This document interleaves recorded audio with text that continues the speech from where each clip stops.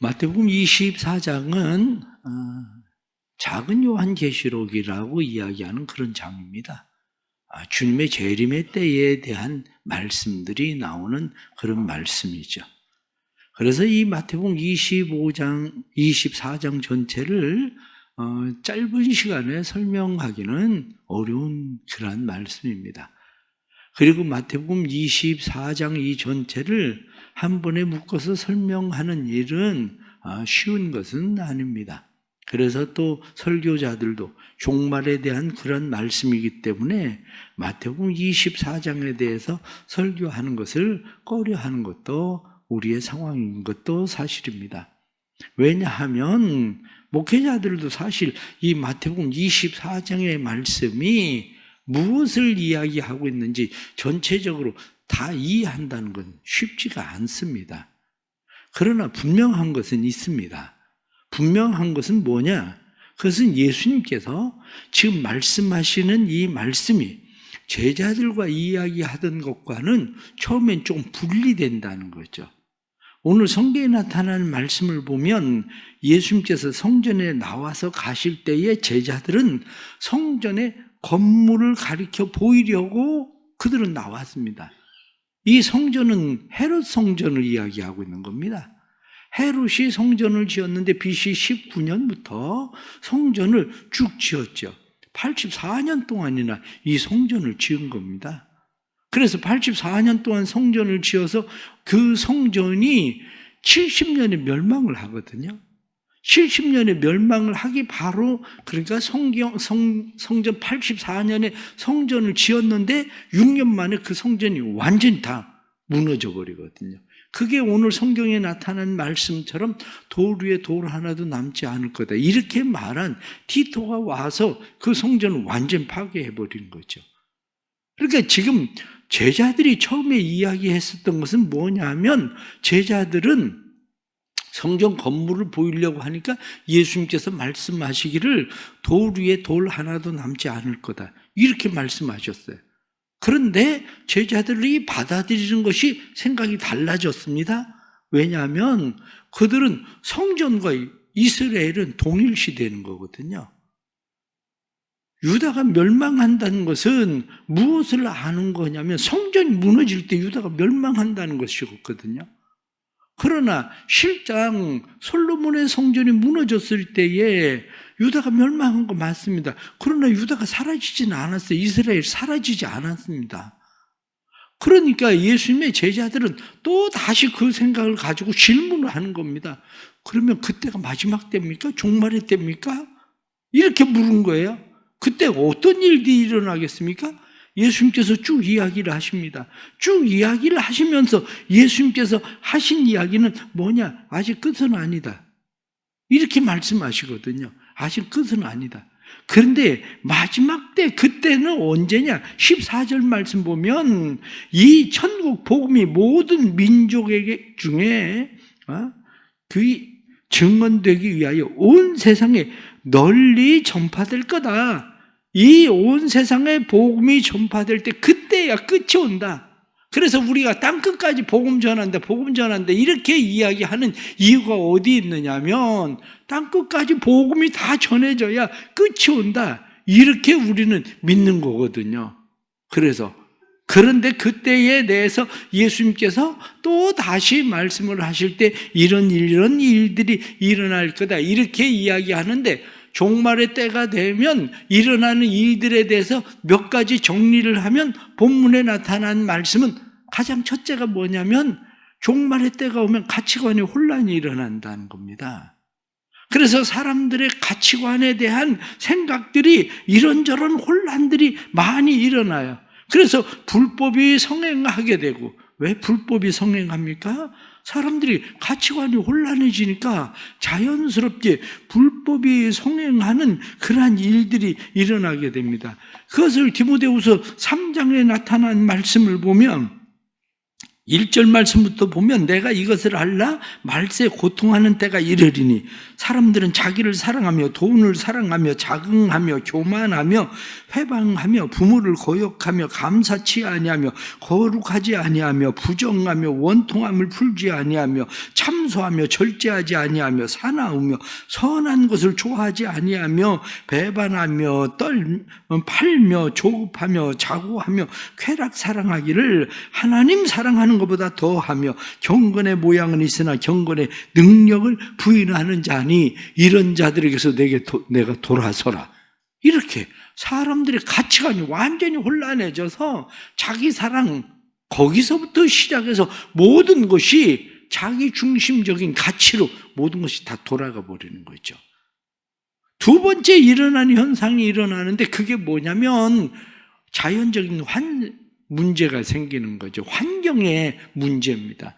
그래서 오늘 성경 본문에는 난리가 나게 되는데 이 난리의 소문들은 민족이 민족을, 나라가 나라를 대적하고 일어나고 곳곳에 기근과 지진이 있고 이것은 재난의 시작이다.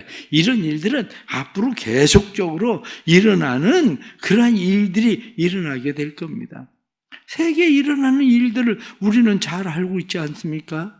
요즘 세계 가운데 일어나는 일들을 보면 자연재해나 지진이나 기근이나 이런 현상들은 누구나 다 알고 있는 그러한 일들입니다. 이러한 일들은 앞으로 점점 더 계속 일어나게 될 겁니다.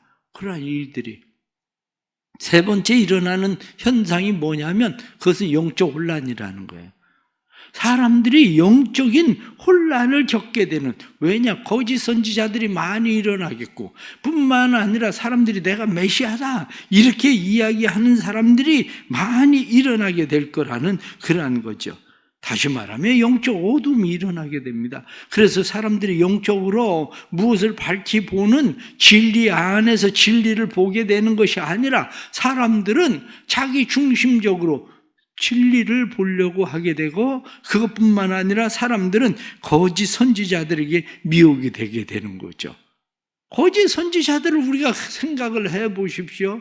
지금에도 거짓 선지자들이 얼마나 많이 나옵니까? 우리나라에 자칭 내가 예수다 이렇게 이야기하는 사람들이 우리나라에만 해도 50명은 된다고 이야기를 하는데 내가 예수다 이렇게 이야기하는 사람, 문제가 뭡니까? 이 사람들 종말이 다가왔다 어쩐다 막 이야기는 많이 하지만 종말이 다가왔다면서 자기네는 왜 땅을 사는 거야? 교주들은 땅 사고 아방궁 짓고 그런 짓을 지금도 하고 있지 않아요. 그래도 사람들은 거기에 빠져가지고 거기다 자기 모든 거 다 내놓고 이러한 일들이 일어나게 됩니다. 이런 일들이 왜 그러냐? 이게 영적인 혼란들이 일어나게 되는 거거든요.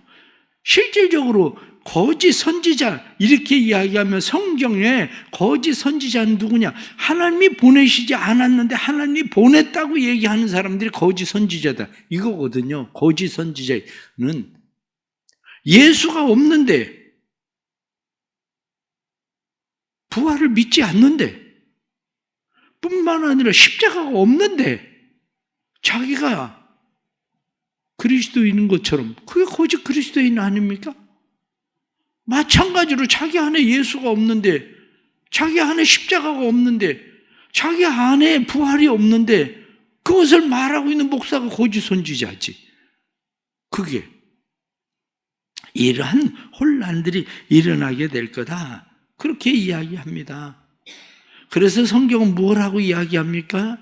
성경은 우리에게 말씀할 때에 15절 말씀 보면 그러므로 너희가 선지자 다니엘이 말한 바 멸망에 가증한 것이 거룩하게 곳에 선 것을 보거든 그때에 유대에 있는 자들은 산으로 도망할지어다. 이 말씀이 종말을 이야기하고 있는 건 아닙니다. 왜냐하면 이 말씀이 종말을 이야기하고 있는 것이 아니다 이렇게 얘기하는 것은 멸망을 가정한 것이 섰다. 이것은 다니엘서에 이야기하는 거거든요. 다니엘서의 말씀에 나타나는 이런 일은 벌써 예루살렘 성전에 일어났잖아요. 안티오코스가 예루살렘 성전에 행한 일이 뭔데요? 그 성전을 예루살렘 성전을 정복하고 안티오코스가 거기에다 행한 것이 돼지 머리를 가져다 놓고 제사를 지는 거였거든요. 티토가 한 일이 뭔데요? 티토는 완전 예루살렘 성전을 다 파괴해버리고 거기다가 로마를 상징하는 독수리길을 갖다가 거기에다가 휘날리게 만든 거 아닙니까? 지금은 어떻습니까? 사라산 제국이 거기를 완전히 빼앗아버리고 거기다 이스라엘 돔을 세워버렸잖아요. 성경이 말씀하고 있는 이 멸망에 가증한 것, 이렇게 이야기하는 것은 뭐냐면 가증한 것, 밉살스러운 것, 아주 참을 수 없이 싫은 것, 그것을 가증한 것, 그렇게 돼 있거든요. 이스라엘 백성들은 지금 그것을 보면서 참을 수 없이 싫어요. 저거 다 부셔버리고 저기다 다시 성전을 지을까? 그래도 이스라엘은 여전히 있고 종말은 오지 않았잖아요. 그렇기 때문에 이러한 것들을 우리가 생각할 때에 성경의 말씀을 잘못 이해하면 우리는 굉장한 혼란에 빠지게 됩니다. 제가 그런 말씀을 드리잖아요. 저도 신학교를 다닐 때는 제가 종말론에 대한 부흥회를 많이 쫓아다녔습니다. 그때 당시만 해도 종말에 대한 그런 부흥회도 진짜 많았고 종말에 대해서 책도 많이 나오고, 그래 오늘 성경에 나타나는 말씀에 나타나는 것처럼 이때가 되면 너희가 참 이때 누가 힘든 사람이냐? 아이벤 사람 힘들 거다. 이런 얘기 나와가지고 결혼하지 말아야 되겠다. 애 낳지 말아야 되겠다. 이런 생각도 했었어요.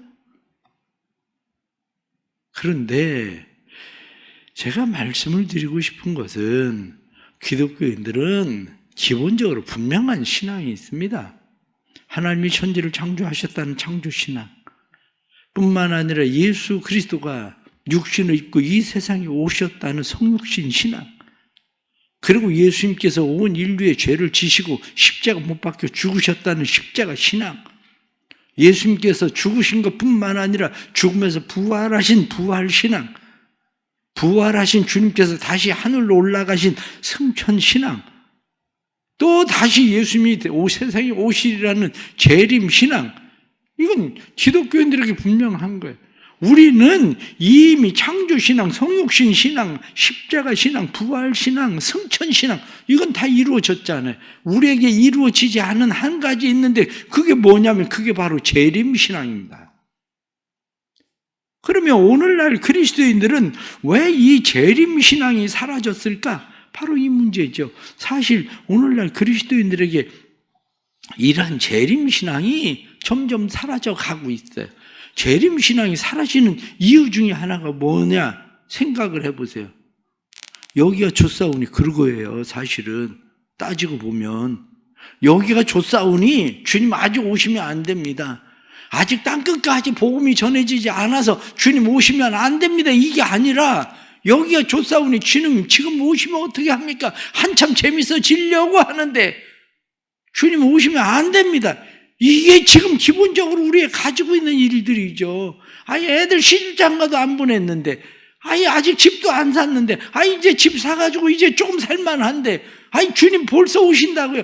주님 조금 천천히 오세요.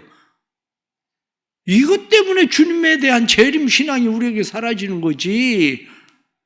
땅끝까지 복음이 전해지지 않아서, 그래서 재림 신앙, 이것이 조금 늦어져야 된다. 이렇게 생각하는 사람들이 얼마나 되겠습니까?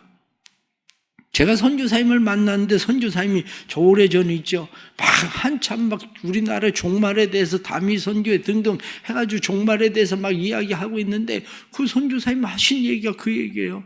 목사님 지금 재림하면 안 됩니다. 이제 우리는 선교하러 가서 우리 국민의 그 나라 사람들의 5%도 예수에 대해서 알지도 못하는데 들어보지도 못했는데 5%만 그 얘기를 들어보고 나머지는 알지도 못하는데 예수님이 오시면 어떡합니까?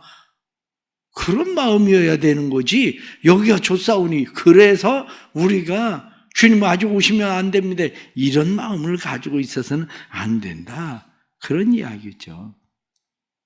그러면 우리가 가지고 있어야 되는 것이 뭐냐?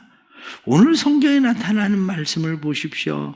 오늘 성경에 나타난 말씀의 결론이 어디에 있습니까? 결론은 맨 마지막에 결론이 나와 있는데 우리에게 뭐라고 말씀하느냐? 43절 말씀 보면 너희도 아는 바니 만일 집 주인이 도둑이 어느 시각에 올 줄을 알았더라면 깨어있어 그 집을 뚫지 못하게 하였으리라. 이러므로 너희도 준비하고 있으라. 생각지 않은 때에 인자가 오리라.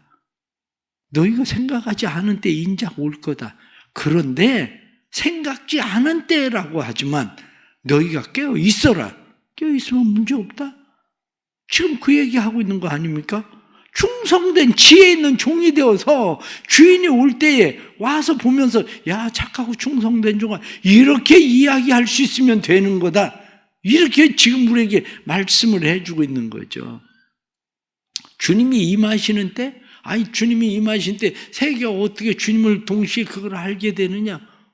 여러분 요즘 일어나고 있는 일 지금 이미 공중에다가 광고 띄우려고 하는 거 실제로 그런 일들을 실행하고 있다고 지금 다 접은 거 아십니까? 하늘 쳐다보면 하늘에 그냥 우리가 생각하는 것처럼 세상이 그런 세상 아니에요. 이미 인공위성들 띄워서 그 인공위성을 가지고 공중에다가 하늘에다가 광고 띄운다고요. 실제로. 그런데 그거 한마디로 그 광고 보기 싫은 사람들도 많을 텐데 왜 그거 하늘에다 띄워가지고 그런 짓을 하느냐. 그거 한마디로 공에다 그래가지고 다 접은 거예요. 그 일이. 세상이 그렇습니다. 주님이 오실 때 주님이 갑자기 오시면 사람들이 어떻게 다 아느냐. 아니, 그거 그렇게 어렵게 생각합니까? 주님이 오실 때 하나님께서 이 우주가 복사경 만들면 다 볼 수 있는 거지. 그게. 그런데 분명한 것은 우리에게 성경이 말씀하고 있는 게 있는데 깨어 있어라. 그거예요. 깨어 있어라. 결론적으로 말씀을 드리면 그렇습니다. 깨어 있으려면 주인이 누구인지를 바로 알아야 돼요. 주인이 누구냐? 오늘 성경은 주인에 대해서 이야기합니다. 우리의 모든 것을 계산할 주인. 모든 것을 계산할 주인이 와서 봤을 때에 어떤 사람은 때를 따라서 양식을 나누어 주는 자가 되고 어떤 사람들은 자기 동료들을 불러다가 동료들하고 먹고 마시고 그런 종이 있고 그런데 너희는 어떤 종이냐? 그런 거죠. 주인을 바로 알면 바로 행동한다는 거야.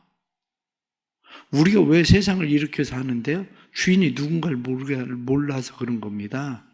주인을 몰라서. 두 번째는 깨어 있어라. 그거예요. 깨어 있어라. 너 자신을 바로 알아라. 내가 누구인지를 바로 알고 내가 지금 잠들어 있는지 지금 깨어 있는지 내가 어둠 가운데 있는지 빛 가운데 있는지 그게 분명해져야 된다는 겁니다. 그게 분명하지 못하면 나는 깨어 있다고 생각하는데 지금 자고 있는 경우도 있거든요. 어떤 데 꿈을 꾸면 어떻습니까? 진짜 같잖아. 그런데 그건 진짜가 아니야. 그건 꿈이지. 마찬가지로 우리는 지금 내가 신앙생활을 잘하고 있는 것 같아도 진짜가 아닌 사람도 많습니다. 꿈이나 마찬가지인 사람들이. 가장 중요한 세 번째는 우리의 삶에 주어진 의미를 바로 아는 겁니다. 삶에 주어진 의미는 청직이라는 거예요. 너는 청직이야. 주인이 분명히 있어. 너는 청직이야. 그러니까 내 시간이나 기회나 인간관계나 물질이나 건강이나 재능이나 지식이나 돈이나 모든 것들이 내 마음대로 쓸 수 있는 것이 아니라 주인에 합당하게 사용해야 되는 거야. 이렇게 말씀하는 거죠. 종말에 대해서 여러분들은 어떤 생각을 가지고 있습니까? 종말에 대해서 두렵습니까? 그럼 이렇게 생각을 해보세요. 내가 병원에 갔더니 병원에서 나한테 얘기하기를 당신 6개월밖에 못 삽니다. 아니면 병원에 갔더니 더 심하게 당신 이제 한 달밖에 못 삽니다. 그러면 내가 지금 걱정하는 게 주님 언제 오실까 그거 걱정하겠습니까? 6개월밖에 못 산다는데 한 달밖에 못 산다는데 6개월 안에 오실지 한 달 안에 오실지는 모르지만 내가 주님이 언제 오실지 그거 걱정하고 사는 게 아니라 이미 내 앞에 놓여 있는 것은 뭐냐면 개인 종말이에요. 개인 종말.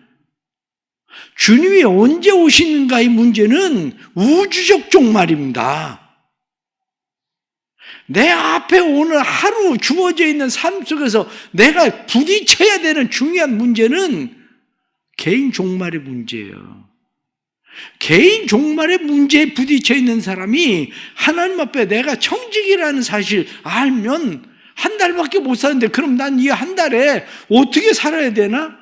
내가 어떻게 정리를 하고 주님 앞에 가야 되나? 이 생각하면 주님 언제 오실 건데요? 그때 무슨 일이 일어날 건데요? 걱정할 거 하나도 없어요. 그걸 뭐 걱정합니까? 그걸 뭘 두려워합니까? 개인 종말을 바로 인식하십시오. 언제든지 주인이 나를 부르면 언제든지 주님께서 나하고 셈하자, 끝내자 이렇게 이야기하면 나는 그냥 다 끝나는 사람들이구나. 이것을 바로 알기 시작하면 우주적 종말이 언제 오든지 난리가 일어나고 그래가지고 사람들 그냥 간단하게 생각해 보세요. 왜 사람들 막 종말이 온다고 저 지리산 어디 꼴짝이 막 모여가지고 살고 뭐 충주 어디도 거기 하나 또 생겼대 막 거기 어디 산속에 들어가서 모여 살고 그거 왜 그렇게 합니까? 좀 더 오래 살려고 그짓 하는 거 아니요? 좀 더 오래 살려고. 뭘 그렇게 좀 더 오래 살려고 그렇게 애를 써, 이 땅에서. 그렇게, 목사님, 그렇게 얘기하면 어떡해요? 그래도 좀 오래 살아야 되는 거 아니에요? 그게 문제라니까요. 솔직하게 얘기하면. 이 땅이 여기가 좋사오니 이게 문제라니까요. 그렇습니다. 중요한 거는 주인을 바로 아는 거예요. 나를 바로 아는 거예요. 내게 주어진 삶의 의미가 무엇인지, 청지기가 해야 되는 일이 무엇인가를 바로 알면 그렇게 문제되지 않습니다. 오늘 주시는 이런 말씀들도 우리가 생각하면서 우리의 삶 속에 또 다시 이 하루를 주님 앞에 충성되게 열심으로 주님 앞에 흔들리지 말고 견고히 서서 믿음으로 살아가는 삶의 은혜가 있기를 간절히 바랍니다. 우리 다 함께 2월의 기도, 또 함께 2월의 기도를 하겠습니다. 2월의 기도 함께 기도드리겠습니다. 1월의 은혜를 감사합니다. 2월은 주님의 십자가를 묵상하며 십자가에 더 가까이 다가서는 사순절의 시작이 있는 달입니다. 봄이 멀리 있지 않고 가까이 있듯이 부활이 멀리 있지 않고 가까이 있으며 주님은 우리의 삶에 멀리 계시지 않고 우리의 삶 속에 가까이 깊이 들어와 계십니다. 주님과 함께 시작하는 2월의 새로움이 새 봄과 새로 만나는 십자가와 부활로 삶의 영성이 깊어질 뿐 아니라 마음 가운데 참된 평안으로 삶 속에 주님의 손길이 함께 하심을 경험하는 은혜를 주시고 참된 믿음의 역사가 일어나도록 주님과 만남이 일어나게 해 주옵소서. 2월 한 달도 주님의 손을 기다립니다. 병든 연약한 육체와 상처 입은 마음과 생각 속에 주신 가정과 삶의 터전 위에 대성교회와 이 나라 가운데 변함없는 사랑으로 보살펴 주옵소서. 주의 보호하심, 인도하심과 도우심으로 살게 해 주옵소서. 삶의 능력이신 예수님의 이름으로 기도드립니다. 아멘. 믿음으로 하나님 앞에 감사의 예물 드립니다. 믿음으로 드리는 월삭 감사헌금 새벽 11조의 예물 주께서 받으시고 1000번째 예물을 받으시고 2월 한 달도 믿음의 삶을 살 수 있도록 성령님 도와주시고 우리의 마음과 우리의 생각을 지켜주셔서 2월도 믿음으로 승리하도록 역사해 주옵소서. 지금은 우리 주 예수 그리스도의 은혜와 아버지 하나님의 크신 사랑과 성령의 감화 감동 교통하시며 충만하심이 사랑하는 모든 성도들이 함께 하셔서 주님이 언제 우리를 부르실지 알 수 없지만 주님이 부르실 때 내가 여기 있나이다 하고 주님 앞에 나아갈 수 있는 착하고 충성된 청지기의 삶으로 주님을 기다리는 믿음의 종들이 되기를 간절히 축원하옵나이다. 아멘.